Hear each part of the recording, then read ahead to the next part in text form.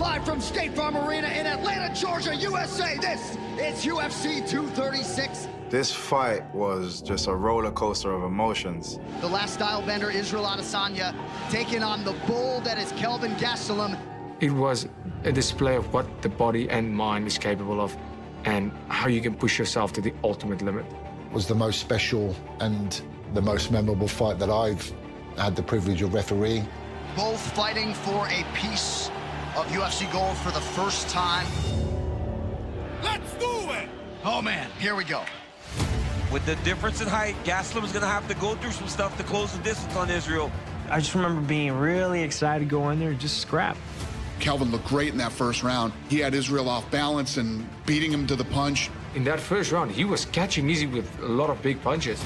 Oh, big right for Gastelum. I threw a big hook, almost knocked him down. And Adesanya retreats. I remember thinking, like, okay, eventually he's gonna go down.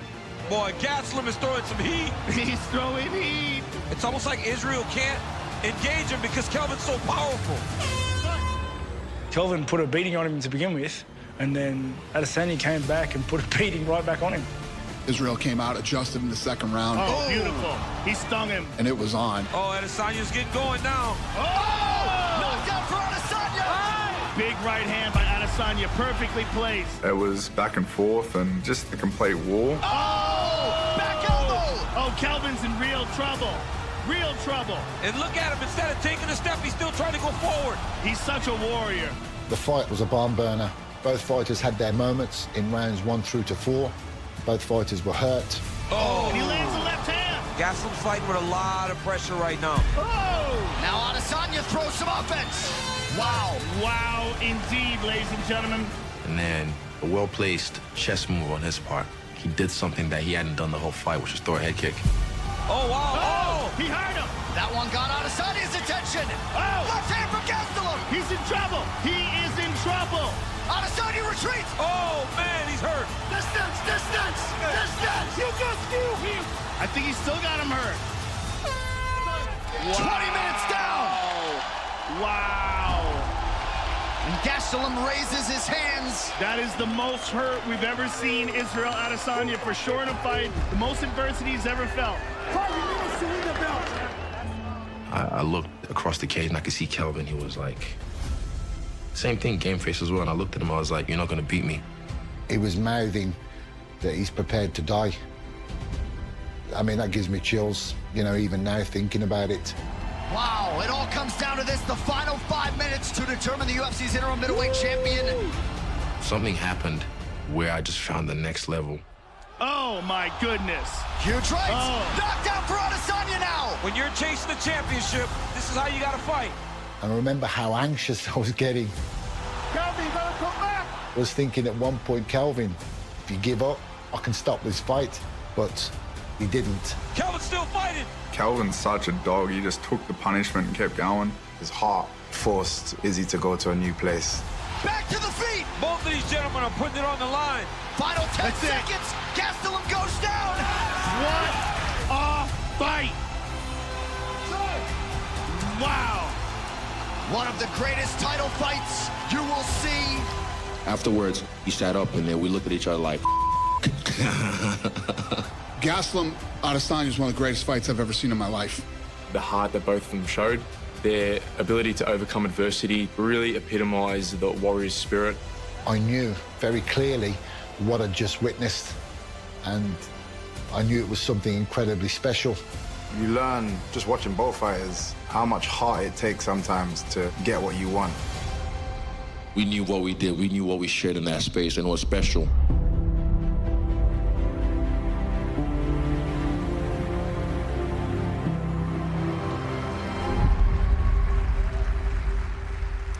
All right, now, ladies and gentlemen, please welcome one of the co-authors of that legendary engagement, Kelvin Gastelum.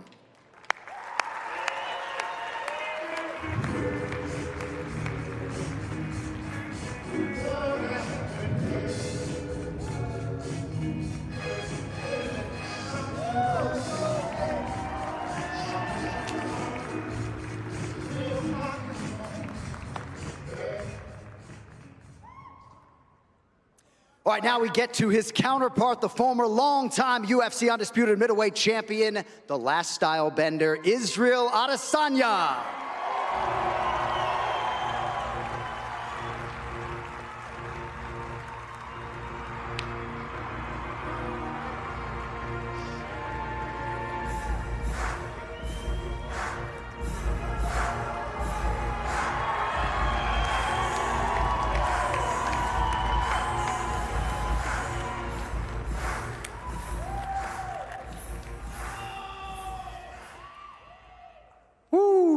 Wow. I never thought I'd be up here saying this, but here we are. I'm officially a UFC Hall of Famer. Let me be honest with you. It still hasn't totally hit me up, but when people ask me if it sank in, the truth is, I'm not sure it has. I've been busy. Life keeps moving, but the other day, my buddy sent me a text message saying, "Congratulations, Hall of Famer." And for the first time, I got the chills, you know? And it was at that moment that I realized, damn, this is pretty cool. I gotta admit, it's a little bittersweet being up here because I did lose that fight. I'd give anything to be able to get back that win, you know? But since I don't have a time machine, spot in the Hall of Fame ain't a bad consolation prize, right? That fight with Izzy, people call it legendary, call it a classic. I call it a damn good time. Seriously, that was the most fun I've ever had in a fight. I mean, walking into the octagon, I wasn't thinking about the Hall of Fame. I walked in expecting a war. And that's how I approach every fight. But that one felt different. And I'm not sure why. Maybe it's because I hadn't fought in almost a year. Usually I'm in there every other few months, and I'm used to staying sharp, but you know, with the build-up, I was frustrated, I was hungry, not literally. So when that moment finally came for the fight, I was ready. So maybe the layoff, maybe it was because it was the title shot, or maybe it was because I was fighting Israel freaking Adesanya. You guys know that guy. But for whatever the reason, I felt free. I wasn't holding back. I didn't think. I just fought. Don't ask me why. I really don't know why, but I'm glad that my psyche chose that night in Atlanta to let go. And I remember at the end of the fourth round, I lifted my hands. I thought I had it. I thought, this is mine. And then Izzy came out in the fifth round and completely flipped the script on me, man. Damn. He put it on me in that fifth round. Hey. That's the thing, though. I didn't just find out what I was made of that night. I found out what he was made of. As he said afterwards, he thought about life and death in there, that he was willing to die. I didn't say it like he did. He's a little dramatic, a little bit more eloquent. But yeah, I felt that too. You have to go to a dark place to survive something like that. And after a fight like that, there's a bond. We didn't know each other before. He didn't say much, always respectful. But after that night, there was a weird little spark, like a connection that only two people who have gone through hell together can understand. I don't know what you call it. Call it a bromance, call it trauma bond. I'll let you guys decide. I didn't enjoy the moment back then. I left the cage and went straight to the hospital. 12 hours of pain, IV meds. I was wrecked. But now, years later, hearing fans say they'll never forget that fight, that means something. To my incredible team, they're all here. My A1s from day one. You know, Terrell Hunsinger, Chance Farrar, Brian Beaumont. There's so many people, you know, and my loving family. Thank you from the bottom of my heart. You are the anchors that grounded me when I was soared, I'm getting nervous now. You are the anchor that kept me grounded when I soared, and the hands that lifted me when I was flat on my back. I am a man of faith, and it is with immense gratitude and that I acknowledge the divine blessings bestowed upon my life and my career. For over a decade, I've stood here, not by my own might, but through the supernatural power of God. That is truly a miracle for me.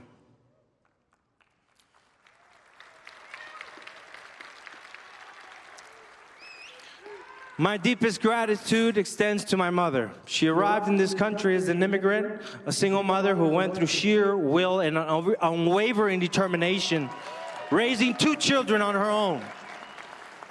She embodies the spirit of those who come to these shores seeking a better life, never once choosing the easy path.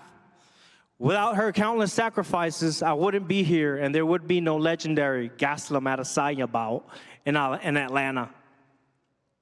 This trophy, this Hall of Fame induction, truly belongs to her.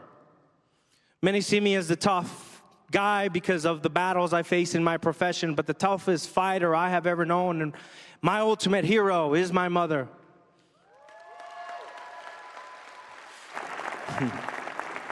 To the UFC, thank you for the opportunities you've afforded me and for recognizing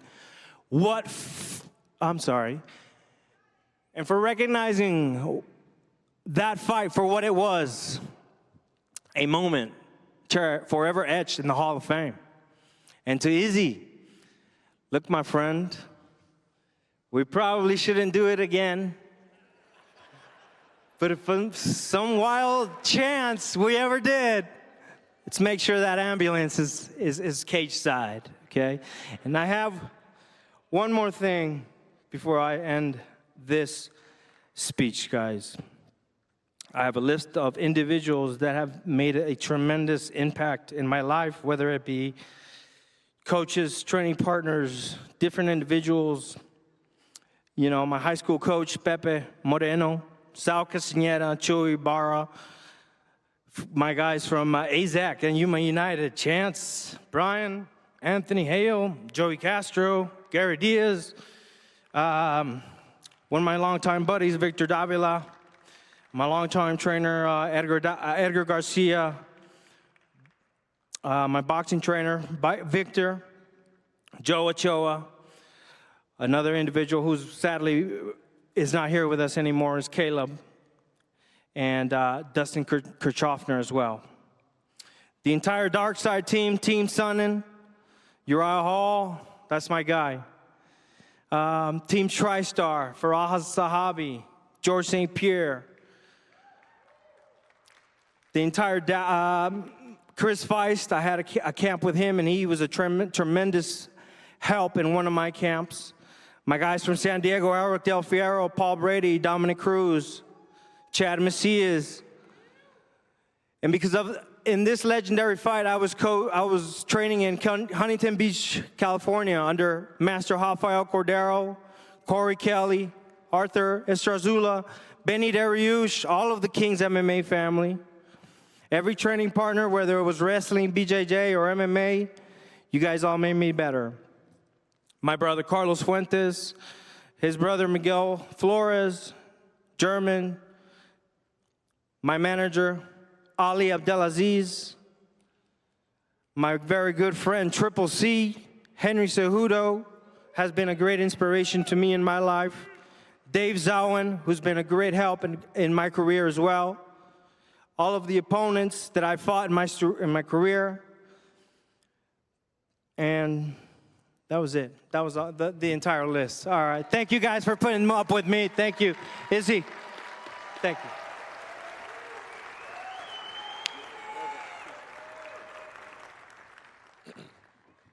Alrighty, yo.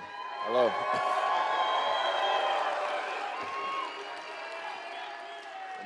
Oh, man. Yes, we're in there by ourselves fighting alone, but I just want to say it takes a village. We can't do this by ourselves, so I want to say thank you to my family.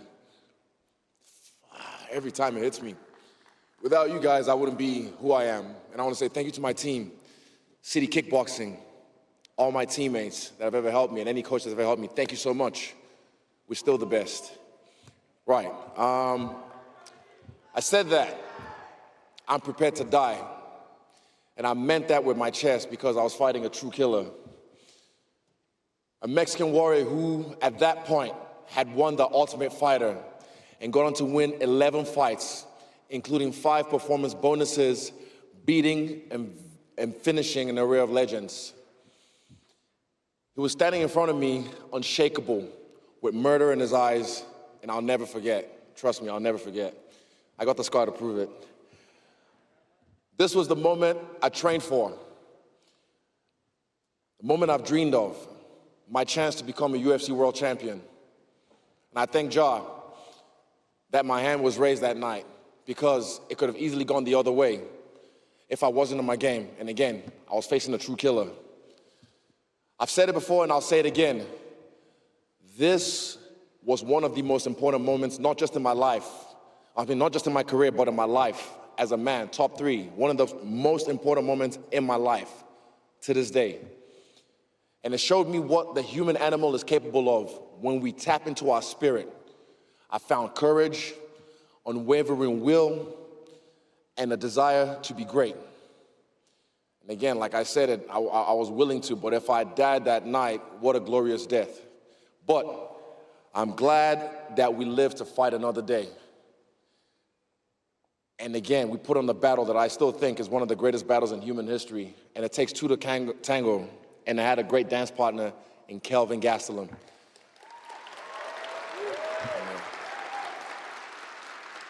So, Kelvin, hermano, gracias. Thank you so much. You've made me a better man. I always knew I had that dog in me. I knew I had that mana, that fire, but I never ever got to realize that until you released it from me. So, brother, I am forever indebted to you. Thank you so much. You make me a better person. Thank you.